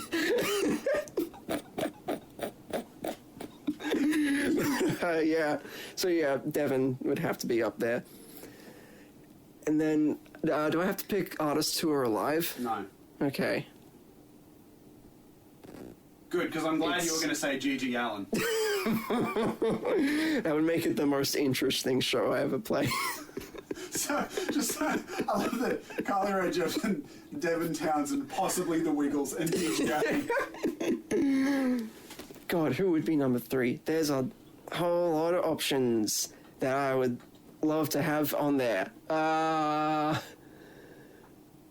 Fuck, man. Kind of thinking maybe the Deer Hunter. I wouldn't be the songwriter I am without the Deer Hunter. Between the Buried and Me, but I've already got a heavy prog act on somewhat with Devin. I do love BT Band though so much. Dio would be epic. That'd be fantastic. Dio is like the coolest person who's ever lived, probably. Him or Prince, and Prince is another big contender. Prince would be good. Prince I've been listening to since before I was born. And I've been a big fan the whole time. Prince is another one of the reasons that I do this. And he's probably influenced my ego trip in, like, doing the albums where I do everything myself. The only thing I'm not doing at the moment, at least on, like, Jaffa stuff, is mastering, because I hate mastering. Sucks. But, like, I look at Prince records, and on the back it says, you know, produced, written, performed, mixed by Prince. He didn't master. I don't know if they even were mastered. Those albums don't sound mastered, do they? It's not much to think about. But, yeah, that ego trip inspires me to have my own. If you're gonna, you know, go for it, then Prince is a good role model. Best, yeah. God. Artist 3, today I'm feeling Prince. So I'm going to say Prince. Tomorrow it will be the Deer Hunter. And maybe on a different day it would be Opeth. Actually, you know what? Flesh God Apocalypse would be cool. That would diversify things. That would. I would actually kill to see Carly Rae Jepsen and Flesh God Apocalypse on the same bill. I feel like the only place you're going to see that is like a Pitchfork event. Yeah. Maybe Coachella. Yeah. Would Flesh God be at Coachella? No, that would be more of a Pitchfork music festival kind of thing. Yeah. Okay, new life goal. Start my own festival. That is, it's only like really cute pop acts and like really aggressive death metal acts. Cast a wide net. I think it's a good model. That's true, and I would love to see like just the crowd mix for that one. Yeah, that'd be awesome. I want to see the metalheads watching like Charlie XCX, you know, who's maybe not cute pop, but still. Yeah, I know what you mean. What is that? But when you talk about cute pop, are we talking like PC music cute pop or radio-friendly cute pop? I mean, look, Carly's a good standard to where, especially all the stuff on Emotion is very like, a lot of it's quite innocent and endearing and vulnerable, and so I guess that would be a way to put it. Is that the record with Party for One, or was that a more recent? No, that's got Runaway with Me. Yeah, it's got Runaway with Me and and all that, Girl Problems, which might be the greatest song of all time. If not, Runaway with Me. Yeah, true. I go back and forth between those two a lot. They are fantastic songs. Yeah, pretty much every song on that album is one that when it comes on, I say, oh, this is the greatest song of all time. There are certain songs that do that to me. Last night, Rosanna by Toto came on. I went, oh, greatest song of all time. That's neat. That is a great song. Yeah. I love that the build-up. The build-up is so much fun. Like the intro? No, just like, when it's like, need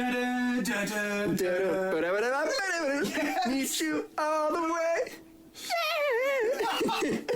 A good friend of mine was a drummer on a cruise ship for like 6 months. That would be cool. That song. And he converted me. You know when everyone always thinks Africa as the main Toto song. I try to get them to think Rosanna. Yeah, he converted me because, dude, when I play that, people that have had replaced hips, they've been drinking all day, bam, as soon as Rosanna gets on, that gets the great one. It's the Rosanna groove, man. You can't beat that groove.